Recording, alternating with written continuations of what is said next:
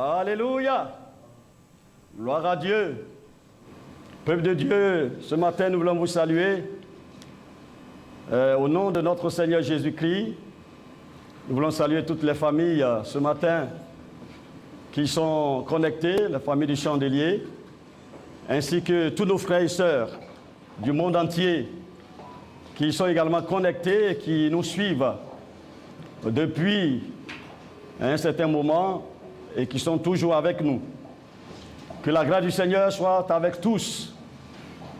Et ce matin, nous allons prier pour ensuite écouter la bonne parole du Seigneur.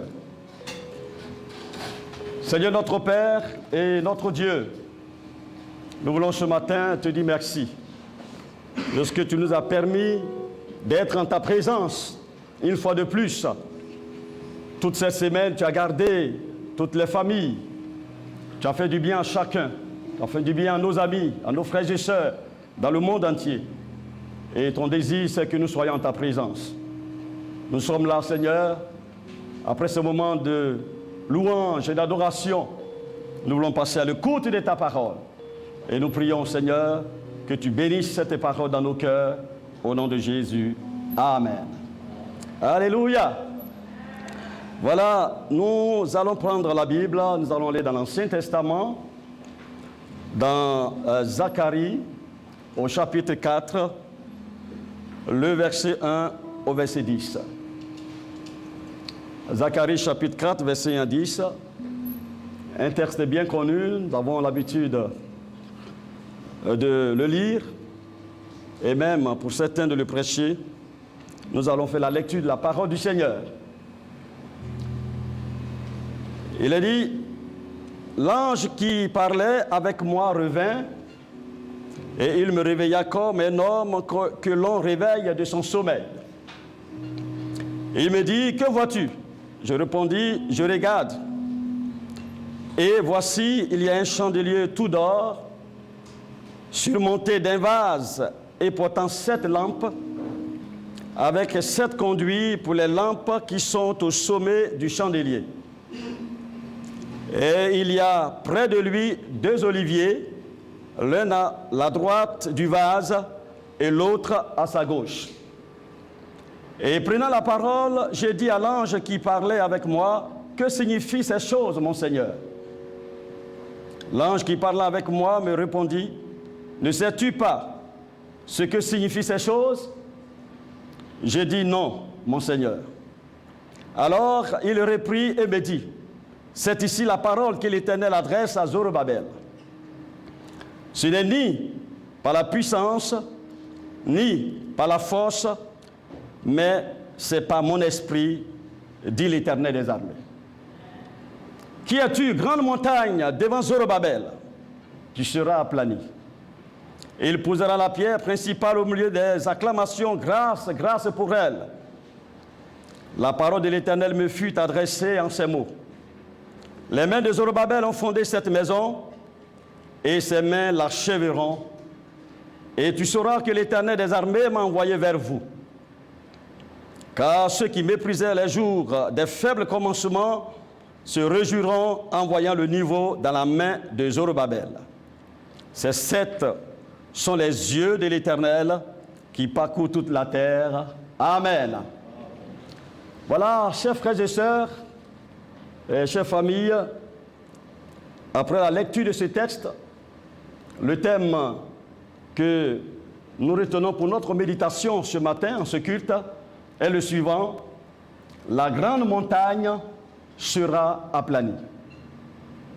La grande montagne sera aplanie. Nous savons que pour réaliser le plan de Dieu, et très souvent, il y a des oppositions, il y a des attaques. Et ici, dans le contexte de Zacharie, et précisément de Zorobabel, il s'agit de reconstruire le temple de Dieu, dont les fondations avaient été déjà posées et qui avaient été freinées et interrompues depuis 17 ans. 17 ans, et c'est vraiment long. Et personne n'y croyait plus à la reprise de cette construction et même de son achèvement. cette situation bloquée était qualifiée de grande montagne devant Zorobabel. Car Zorobabel était le leader en ce moment du peuple de Dieu, que Dieu a choisi bien sûr pour la reconstruction du temple de l'Éternel. C'est ainsi que le Seigneur va se révéler au prophète Zacharie et va rassurer le peuple de Dieu afin qu'il croie et qu'il réalise qu'avec lui, l'impossible peut devenir possible. Alléluia.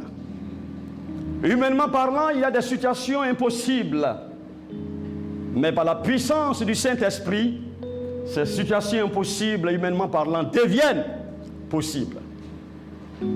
C'est pourquoi il dit dans le verset 7, « Qui es-tu » Et c'est l'Éternel qui, par Zacharie, s'adresse ainsi à cette grande montagne.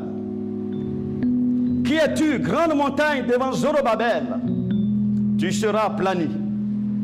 Il posera la pierre principale au milieu des acclamations. Grâce, grâce pour elle. » Mais il convient de nous poser la question alors, chers frères et sœurs, chers amis, qu'est-ce que la grande montagne ici? Et comment Dieu a prévu de l'aplanir? C'est bien sûr à ces deux interrogations que nous allons nous évertuer à répondre pour notre édification. Alors voyons rapidement qu'est-ce que c'est que la grande montagne. La montagne est une importante élévation de terrain. C'est une éminence, c'est une hauteur. Et ici, nous constatons que Dieu va utiliser le relief de la Palestine, c'est-à-dire la surface géographique de la Palestine, et même particulièrement d'Israël, pour s'adresser à Zorobabel et à tout le peuple de Dieu. Parce que bien sûr, Zorobabel, le peuple de Dieu, était habitué à ce relief, à cette surface géographique. C'est un relief bien accidenté, c'est-à-dire il y a plusieurs montagnes. Quand nous étudions la géographie de la Palestine et d'Israël, c'est une région et c'est un côté, n'est-ce pas, de la planète Terre très accidenté. Mais aussi il y a dans cette surface géographique des plaines, c'est-à-dire des terres bien plates également qui existent. La montagne dans la Bible peut représenter, dans certains contextes, le lieu de retraite, de prière et de communion avec Dieu. Mais dans d'autres contextes, il parle d'obstacles. Il parle également d'opposition. Il représente les blocages, les épreuves, l'adversité, comme c'est le cas pour Zorobabel, comme c'est le cas pour Zacharie le prophète. Et Jésus lui-même l'a dit dans Marc au chapitre 11, verset 23, il a dit, « Si quelqu'un dit à cette montagne, ôte-toi de là et jette-toi dans la mer. Et s'il ne doute point en son cœur, mais croit que ce qui lui arrive, il le verra s'accomplir. » Cette montagne, bien entendu, n'est pas une montagne littéralement physique qui est là, à laquelle il fallait bien s'adresser. Mais il s'agit bien des difficultés, parce que le contexte nous permet donc de le dire, qu'il s'agit des difficultés, il s'agit des problèmes, il s'agit des épreuves, il s'agit de situations très fixes et qui sont des situations embarrassantes. Dans le cas de Zacharie ou de Zorobabel, ici, il s'agit de la reconstruction du temple interrompu. Ce qui est la grande montagne, ce qui est une difficulté, est une épreuve pour le peuple de Dieu. Ce qui est un blocage, même un blocus pour le peuple de Dieu. Mais pour nous, chers frères et sœurs, chers amis, mon frère, ma sœur, pour nous, il y a plusieurs sortes de grandes montagnes dans la vie de chacun. Et il y a certainement dans ta vie une grande montagne qui s'est dressée devant toi. Ainsi donc, la grande montagne ici renvoie à toutes les situations difficiles, à toutes les oppositions, et qui souvent ont bien commencé, mais qui finalement sont devenues statiques, sont stabilisées, positionnées dans notre vie et qui ne bougent même plus. C'est aussi des situations dans lesquelles même des prières ont été faites, des jeûnes de prières ont été pratiqués. Ce sont des situations dans lesquelles l'effort humain a fait ses preuves, mais qui n'ont pas bougé du tout.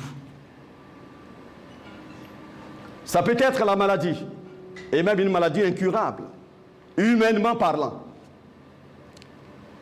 Combien de frères et sœurs sont atteints par, malheureusement, certaines maladies qui ont commencé, qui sont stabilisées dans leur vie et qui ont pris position dans leur vie et qui se sont fixés. Et lorsque nous allons du côté de la médecine, alors il parle de maladies incurables. Oui, incurables pour les hommes. Incurable, c'est tellement pour la médecine, incurable pour le commun des mortels, mais pas incurable pour Dieu. Cela constitue bien entendu une grande montagne pour toi. Et c'est tellement que tu as fait beaucoup de prières, c'est tellement que tu demandes à Dieu d'agir, mais la montagne de cette maladie appelée maladie incurable est bien là et elle semble ne pas bouger. Combien de frères, combien de sœurs ont eu des fiançailles bloquées? Ah, il y a parmi nous, dans le peuple de Dieu, des frères et sœurs de bonne volonté qui prient, qui aiment le Seigneur, mais qui dans ce domaine très souvent sont bloqués, les fiançailles bloquées, des fiançailles à répétition, et beaucoup en pleurent. C'est tellement que ma sœur, tu fais partie de ceux, de celles qui pleurent parce que les fiançailles bloquées. Il y a beaucoup de temps que tu as passé jusque-là dans la maison de Dieu. Mais au niveau des fiançailles, tout est bloqué. Cela constitue ta grande montagne. Parce qu'humainement, tu n'y peux rien. Humainement, tu ne peux pas. Que dirons-nous des affaires bloquées? Que dirons-nous des communions qui sont devenues statiques, des communions spirituelles qui n'avancent plus? Pour beaucoup de chrétiens, pour beaucoup d'enfants de Dieu, malheureusement, qui constituent ici la grande montagne dans ta vie. Il y a également la montagne des bénédictions empêchées, des bénédictions enfouies, la montagne des échecs à répétition. Et à un moment donné, le découragement s'installe, la tristesse s'installe, l'épuisement s'installe. Et vous n'espérez plus. Et vous êtes totalement battu sur toute la ligne. Ah, mon frère, ma soeur, laisse-moi, n'est-ce pas te dire ce matin que quelle que soit la grande montagne qui s'est dressée devant toi et dans ta vie, il y a une solution, il y a une solution parce que l'Éternel va l'aplanir au nom de Jésus-Christ de Nazareth. Malgré tes efforts, mais la montagne est là. Mais il y a une solution. Alors, voyons comment Dieu a prévu d'aplanir la grande montagne. Si dans le relief palestinien, dans la surface géographique de la Palestine, il y a des montagnes, comme nous l'avons dit tantôt, il y a aussi des plaines. Souvenons-nous que Lot a choisi les plaines parce qu'il avait vu que la terre était bien plate et que c'était bon. Et très souvent, chacun d'entre nous, quand nous voyons, on nous demande de choisir des terrains, très souvent, c'est les terrains plats que nous aimons. On dit là, ici, c'est bien plat, en tout cas, c'est bien, etc., etc. L'expression « tu seras aplani » renvoie à la promesse de Dieu de réduire la montagne en plaine. La plaine est un terrain plat, comme l'avons dit, bon pour l'agriculture. Cela représente la situation dans laquelle nous avançons. Et nous avançons même quand c'est dur, même quand il y a l'épreuve, mais nous avançons et nous récoltons des succès, nous récoltons des réussites et nous prospérons avec l'aide de Dieu. Alléluia! C'est cela, la plaine. Et le Seigneur aime ces genres de défis. Il aime ces genres de défis quand la grande montagne se dresse devant son peuple, se dresse dans la vie de ses enfants. Il aime ces genres de défis. Et dans ta vie, il va relever les défis. Tu n'as plus à pleurer, continuer de pleurer. Un matin seulement, en quelques instants, un seul jour, la montagne qui s'est dressée dans ta vie sera aplanie et va devenir une plaine pour toi où tu pourras cultiver dans le nom précieux de Jésus-Christ de Nazareth. Mais le Seigneur nous dit qu'il y a deux parts. Dans le texte que nous avons lu, nous voyons qu'il y a deux parts. Il y a d'abord la part de l'homme. Et ensuite, il y a la part de Dieu. Et le Seigneur demande que tu fasses ta part, que je fasse ma part. Et Dieu fera sa part également. La première des choses que l'homme doit faire pour permettre à Dieu d'aplanir la grande montagne qui est dans sa vie, il faut d'abord s'avouer limité dans notre puissance et dans notre force. Et il le dit dans le verset 6. Alors il reprit et me dit, c'est ici la parole que l'Éternel adresse à Zorobabel. Ce n'est ni par la puissance, ni par la force, mais c'est par mon esprit, dit l'Éternel des armées. Alléluia. Dit l'Éternel des armées. La puissance ici renvoie au pouvoir, c'est tellement matériel. Et si c'était un pays, une nation qui se trouve bien sûr devant une grande montagne, on parlera de puissance militaire. Et cela est associé également à la force physique, à la force intellectuelle, au savoir-faire, à nos expériences, à notre capacité. Toutes ces choses sont résumées dans la puissance et la force de l'homme. Mais le Seigneur te dit que devant cette grande montagne de ta vie, ce n'est pas ton intelligence, ce n'est pas ton pouvoir intellectuel, ce n'est pas ton savoir-faire, ce n'est pas ta capacité, ce n'est pas tes expériences, ce n'est pas ta puissance et ta force, mais il y a plus que cela. Jésus l'a dit dans Jean chapitre 15, verset 5 par là, il dit, car sans moi, vous ne pouvez rien faire. Sans Jésus, tu ne peux rien faire. Je ne peux rien faire. Personne ne peut rien faire. C'est lui qui nous soutient. C'est lui qui combat pour nous. C'est lui qui nous donne la force. C'est par sa puissance que les choses avancent, que l'œuvre de Dieu est faite, que nos vies sont bénies, que nous sommes guéris et que nous avons, n'est-ce pas, quelques possessions sur cette terre. C'est par la puissance de Jésus-Christ de Nazareth.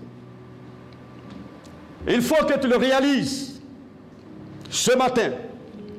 Et cela fait partie de ta part, que tu n'es rien sans Dieu et que tu es limité et que tu n'as aucune force et aucune puissance.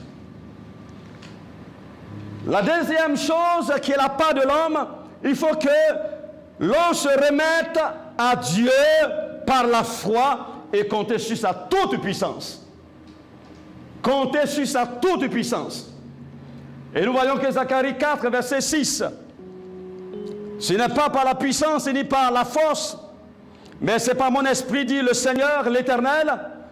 Et le verset 10, il dit, car ceux qui méprisaient le jour des faibles commencements se réjouiront en voyant le niveau dans la main de Zorobabel. Ici, bien entendu, nous voyons que le Seigneur demande que le peuple ait confiance en lui, que Zorobabel ait confiance, que le peuple ait confiance en sa toute puissance, capable d'amener, n'est-ce pas, cette grande montagne à être aplanie, c'est-à-dire l'opposition à la construction du temple de l'Éternel. Et quand nous voyons ce petit passage que nous avons lu, il y a 5 fois le nom de l'Éternel des armées. Il s'agit de l'Éternel des armées, c'est-à-dire le grand combattant qui combat avec puissance l'invincible. Sa puissance est illimitée. Dieu demande à chacun d'entre nous ce matin de mettre sa foi en ce Dieu, en l'Éternel des armées, mais sa foi en celui qui a la toute puissance. Pour amener cette montagne, cette grande montagne a été écroulée totalement, à la réduire à une plaine, à la réduire à néant. Si seulement si tu crois et que tu comptes sur l'Éternel des armées, celui qui est capable de combattre pour toi et combattre pour moi. La troisième chose qui est la part de l'homme ce matin, c'est qu'il faut recevoir la parole et la promesse de Dieu d'aplanir la grande montagne. Et on le voit dans Zacharie chapitre 4, verset 6. Alors, il reprend et dit, c'est ici la parole de l'Éternel, que l'Éternel adresse à Zorobabel. Et au verset 8, il est dit encore, pour enchérir toujours autour et s'appuyant sur la parole de l'Éternel me fit adresser en ces mots. La parole de l'Éternel me fit adresser en ces mots. Et le Seigneur a promis d'aplanir la grande montagne pour Zorobabel et pour le peuple de Dieu. Mais il a aussi promis que la parole de Dieu est toujours la vérité. Et il a promis également d'aplanir, de réduire ta grande montagne qui est dans ta vie également, et la réduire totalement en pleine, afin que tu puisses voir la gloire de Dieu. Dieu ne ment pas. Et nous voyons qu'effectivement, il y a eu totalement reconstruction du temple, et il y a eu aussi achèvement. Et le peuple était content, était réjoui. Ton problème prendra fin. Un jour, prendra fin, même ce matin, au nom de Jésus-Christ de Nazareth. Parce que notre Dieu, il est tout-puissant. Mais seulement, reçois la promesse de Dieu. Quelle promesse Dieu t'a-t-il faite? Quelle parole Dieu t'a-t-il donnée? Ma soeur, toi qui pleures pour la fiançailles, toi qui pleures pour le travail, mon frère, toi qui pleures pour l'enfant, quelle promesse Dieu t'a-t-il donnée? Sa parole est la vérité. Sa parole est puissante. Sa parole fait autorité. C'est pourquoi il a dit, et dans Nombre chapitre 23 verset 19, la Bible nous dit ceci: Dieu n'est point homme pour mentir, ni le fils d'un homme pour se repentir. Ce qu'il a dit, ne va-t-il pas l'accomplir? Ne va-t-il pas l'exécuter? Dieu n'est pas un homme. Dieu n'est pas comme nous. Il est Dieu et il est capable d'accomplir sa promesse dans ta vie. Promesse de guérison, ça s'accomplira. Promesse de travail, ça s'accomplira. Promesse d'enfantement, ça s'accomplira. Promesse de bénédiction à tous égards, ça s'accomplira. Dieu ne ment pas. Mais c'est cela ta part. C'est de recevoir la parole et la promesse faite par Dieu d'aplanir la grande montagne de ta vie. Si cela est fait, alors Dieu passe rapidement à la vitesse supérieure. Alléluia. Il passe à la vitesse supérieure. Car quand nous sommes totalement conscients de nos limites, quand nous savons que nous ne pouvons rien, quand nous savons que c'est Dieu seul dans sa toute-puissance qui est capable de tout faire, le Seigneur est honoré et il aime ça. Alors ces gens de défis, alors il passe à la vitesse supérieure et il anéantit ce qui nous tracasse et ce qui nous crée énormément de problèmes et de difficultés. C'est pourquoi nous allons voir la part de Dieu. La part de Dieu ici, il s'agit simplement d'un combat spirituel que Dieu lui-même va se proposer de livrer contre la grande montagne, contre tes ennemis, contre la maladie, contre la situation difficile que tu traverses. C'est Dieu lui-même qui va s'élever pour combattre directement parce que tu lui as donné de la place. Nous lui avons donné de la place. La première des choses, selon le texte que Dieu va faire, c'est que d'abord Dieu va mettre au défi les situations adverses statiques. En d'autres termes, la grande montagne qui est dans ta vie, Dieu va la mettre au défi. C'est pourquoi il a dit au verset 7, « Qui es-tu, grande montagne, devant Zorobabel ?» C'est Dieu qui parle à travers son prophète, bien sûr. Tu seras aplani. Quel défi! C'est un peu comme dans un match de boxe, un combat de boxe. Et très souvent, celui qui est très fier de son pouvoir, et il vient et puis il prononce des paroles, il lance des défis à l'autre. Et très souvent, il se lance des défis. Mais ici, particulièrement, ce défi qui est lancé par l'Éternel est un défi qui ne peut être relevé par personne. Car il est le Tout-Puissant. Il est déjà vainqueur, il est le triomphateur, et personne ne peut rien contre lui. Dieu s'adresse ce matin à ta montagne. Et il dit, qui es-tu, montagne?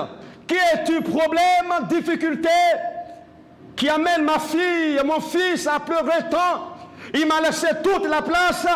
Je viens maintenant pour m'adresser à toi. Dieu s'adresse à la situation que tu vis à l'instant. C'est Dieu qui prend le règne pour combattre. Qui es-tu? C'est une façon même de minimiser et de mépriser totalement la grande montagne.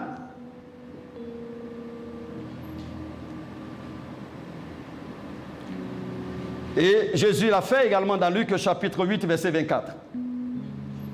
Quand les disciples avaient vu que les flots étaient en train de submerger la barque, ils sont levés vers le Seigneur, ils l'ont réveillé, et la Bible dit, s'étant réveillé, il menaça le vent et les flots.